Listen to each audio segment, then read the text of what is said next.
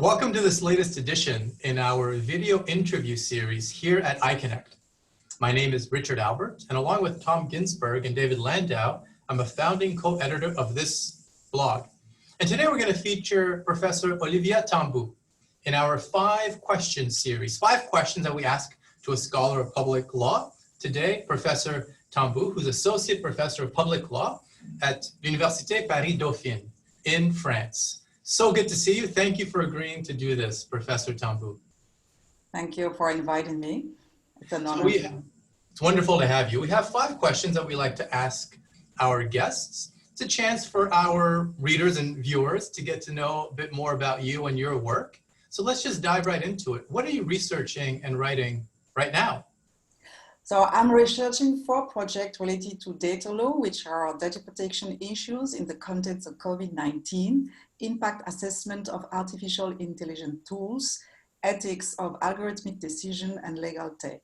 But maybe I can let you know in details more about 1 or 2 projects, which are the most advanced.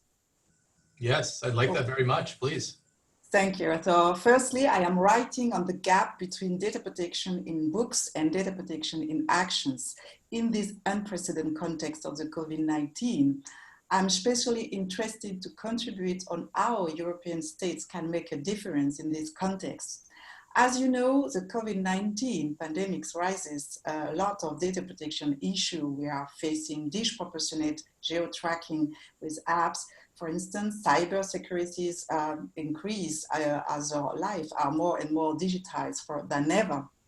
And the public health emergency leads both to acceptance and reluctance to massive surveillance. So we have intrusive technologies such drones, facial recognition, or private surveillance tools through home working tools or homeschooling tools, which are now more and more legitimated. So I'm writing on how data protection laws contain checks and balances to ensure that public information can flow and be effectively used for public and legitimate interests such as healthcare. And we have a variety of approaches of states, which is fascinating. So that's why, with my colleague Isolde Marik from the University of Essex, we are organizing at the moment e-conference on Bloc Droit Européen with more than 20 colleagues from the 5 continents on this topic. And we will have a state of play of what is really being done in the States and what is at stake for our democracy. So I am really writing right now on that because the conference will start on the 26th of June, that means this Friday, with my opening remarks. And we will have a daily publication because it's more a virtual conference. We will have a daily publication until the summer break, and we will start again in September. So maybe if some of the followers have interest and they want to contribute, they can freely contact me, and we will really be honored to have more legal expertise on this topic, which is a very important one. Oh, that's wonderful. Well, we will provide a link to your profile at your university, and people can certainly contact you. And in fact, we'd also be happy to publish a link to your blog where you maybe write about the conference happenings. We'd be very, very happy to share that with our readers and viewers. So thanks for offering us that opportunity. It seems you have a lot on your plate. When do you find the time to write? Do you have a routine that you keep for writing, or do you just write whenever you find the time in any day? No, I think I don't have a routine in the sense I write whenever I find time, because as you maybe know, I am a lecturer and I lecturing, and I also do research. So mainly I write when I have time. And for me, writing, it's also not that I have only time for writing. It's a circle process, research, reading, writing, and rereading. And but maybe if I give it some thought, I realize I have maybe 3 habits I can share with you. Firstly, I really need to have a clear idea about the delivery of my writing. That means, in particular, where it will be published and what are the formal guidelines, what are the deadlines for submission. And this it really helped me to plan my writing, and I really need this incentive purposes before starting. Secondly, I try to dedicate specific slots for a minimum of 3 hours for my research writing, whatever process. And for this time, I try to be focused and not on this unique task and not to be disturbed, which is not always easy. And thirdly, I have some kind of patchwork system for accepting ideas related to my writing at any time, because sometimes I can have an idea in the middle of the night or when I wake up. So I use some digital tools such as the notes of my smartphones that I really find very useful. And I am absolutely keen of mind mapping, especially to structure my thoughts when I have some long projects. And I still, at the end of the day, I still need to write on a piece of paper the main ideas of my writing.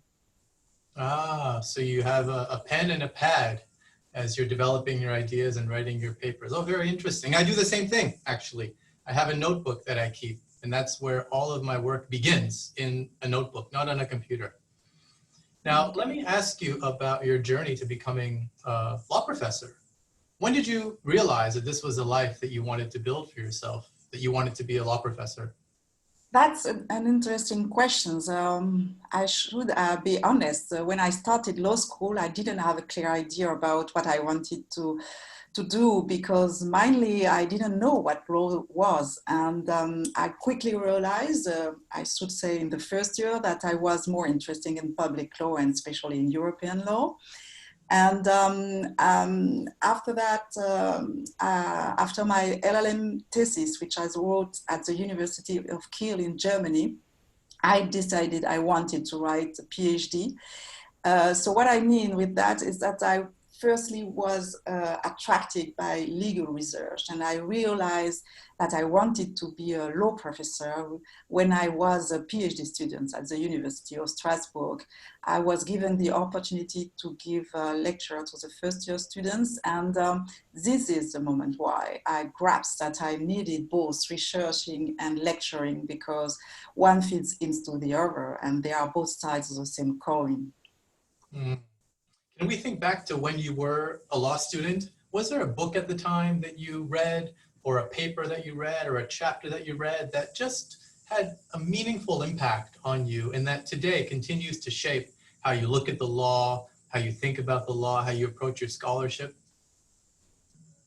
This is a tricky question. If I am honest, I should admit that I don't think I read a lot of books during my undergraduate students' time, except some few French textbooks. But these last 2 decades, I have been fascinated by the work of the Belgian professor François Host and Michel van der Kerkhoff. I am a big fan of their book, De la pyramide au réseau, which unfortunately seems not to be translated in English. I highly recommend the François Host books to people who can read French, because it really tackles how to approach the legal research today. I really enjoy this book, De la pyramide au réseau, because the authors demonstrates that the interaction between legal orders cannot anymore rely on a Kelsen pyramid. And then I enjoy that it demonstrates that today's interaction between legal orders, we have a gradual paradigm shift from our traditional hierarchical models to a new network model. So I think that this book, which dates back from 2002, is really a must read for everyone who has some concern about how to face legal pluralism in what we call our VUCA world. I mean, a world where volatility, uncertainty, complexity, and ambiguity are at the corner. I don't think I've heard of that book, but I will look it up. Yeah. In Yeah, translation, this is from a pyramid to networks, is that it? yeah, the translation should be from the pyramid to the network. Yeah. Okay, so yeah, I'll have to look that up. So final question, Professor Tambou. Thank you for your time thus far. You've been very generous with it. I know you're very busy. So that our readers and viewers can get to know a bit more about your work, Could you maybe point to your most meaningful publication thus far, maybe a book, a chapter, a paper? Because I'd like to give a link to that publication so that our readers can go and download it and read it. Thank you. Yes, I think that my most important work should be my recent textbook on European data protection law. This textbook aims at giving the reader a better understanding on the existence of this European data protection model, and to grasp the main common features of this model without ignoring their national differences. So it is a very comprehensive book which have a comparative approach, and I analyze the three main components of European data protection.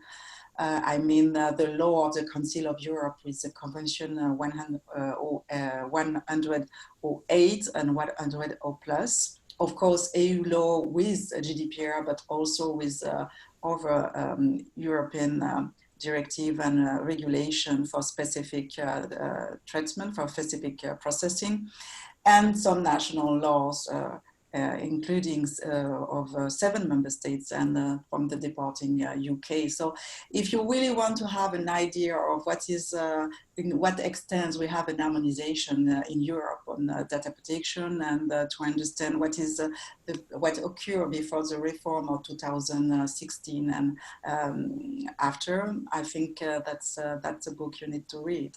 Oh, well, good. Well, we will certainly put a link to it when we publish this interview so that our readers and viewers can get to know more about you. Professor Olivia Tambou, thank you very much for making the time to chat with me today, with us, our viewers at iConnect. It's been a pleasure. We wish you great luck and also good health in the days and the weeks ahead. Thank you very much, and stay safe, I will say. Thank you very much, Richard. Thank you.